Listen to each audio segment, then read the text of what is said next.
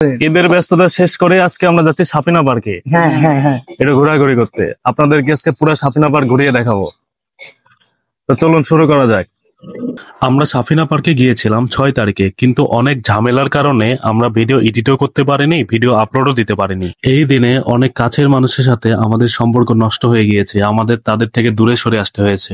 যাদেরকে আমি নিঃস্বার্থভাবে ভালোবাসতাম, কখনো আমি আশা করিনি তাদের কাছ থেকে এত বড় দুঃখ পাবো। আসলে সবকিছু জীবনের পরীক্ষা। আমি এত বড় কিছু হারিয়ে ফেলেছি যেটা আমি মেনেই নিতে পারছি না। আমি জীবনে অনেক কষ্ট পেয়েছি, কিন্তু এত বড় কষ্ট এর আগে কখনো আমি পাইনি। গল্প করতে করতে আমরা সাফিনা পার্কে চলে আসলাম। এখানে এসে প্রথমে আমরা গাড়ি গ্যারেজ করলাম। অনেক গরম ছিল, সেই জন্য আমরা আখের শরবত খাচ্ছিলাম। অবশেষে আমরা চলে আসলাম সাফিনা পার্কে। আসুন।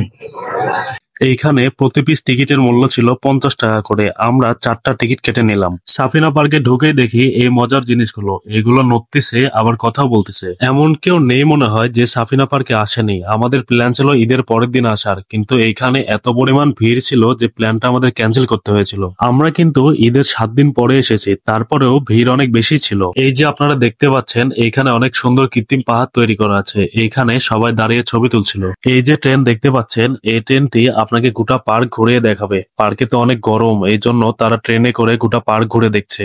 অবশেষে আমাদের টিকিট কাটা কমপ্লিট। যেই জন্য এতদূর আসছি, আমরা এখন যাবো সুইমিং পুলের ভিতরে।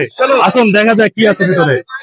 এত গরম লেগে গিয়েছিল, পানি দেখে মনে হচ্ছিল দৌড়ে গিয়ে ঝাঁপতেই। সুইমিং পুলের ভিতরে ঢুকেই আমাদের সব জিনিস লকারে রাখতে হবে, তো সবকিছু আমরা লকারে রেখে তারপরে যাচ্ছিলাম সুইমিং পুলের দিকে। আমি ওয়াটার পার্কের ভিতরে ঢুকে পুরাই অবাক। এত বড় স্লাইড, আমি ভাবছিলাম এইখান থেকে যদি পিছলা খায় আর যদি উড়ে চলে যায়, আমার হাড্ডিও তো খুঁজে পাওয়া যাবে না। এত উপরে থেকে পিছলা খেয়ে নিচে নামা, এটা কিন্তু অনেক সাহসের ব্যাপার। আমি তো এখানে উঠবই না, সবাই আমাকে জোর করে তুলে নিয়ে গেল। প্রথমবার যখন এত উঁচু থেকে পিছলা খেয়ে নিচে নামলাম, আমার হার্টবিটটা উড়ে চলে গিয়েছে। আমি ভাবছিলাম আমি উড়ে গেলাম, কিন্তু না, দেখলাম ঠিকভাবে পানিতে পড়লাম। কয়েকবার পিছলা খাওয়ার পরে চলে আসলাম সুইমিং পুলে। সুইমিং পুলে এসে আমরা অনেক নাচানাচি করলাম। আমরা প্রায় 3 ঘন্টা সুইমিং পুলে ঝাপাঝাপি করে অনেক ক্ষুধা লেগে গিয়েছে আর দুপুরও হয়ে গিয়েছে, সেই জন্য আমরা দেরি না করে খাওয়ার উদ্দেশ্যে বেরিয়ে পড়লাম। রাস্তা দিয়ে যাচ্ছিলাম, হঠাৎ দেখি এই ছোট ভাইরা আম পাড়ছে। তো আমরা গাড়ি থামিয়ে তাদেরকে বললাম, আমাদেরকেও আম দাও, আমরা খাই। এই বছর আমরা এখনো আম খাইনি। তো আজকের ভিডিও এই পর্যন্ত। সবাই ভালো থাকবেন।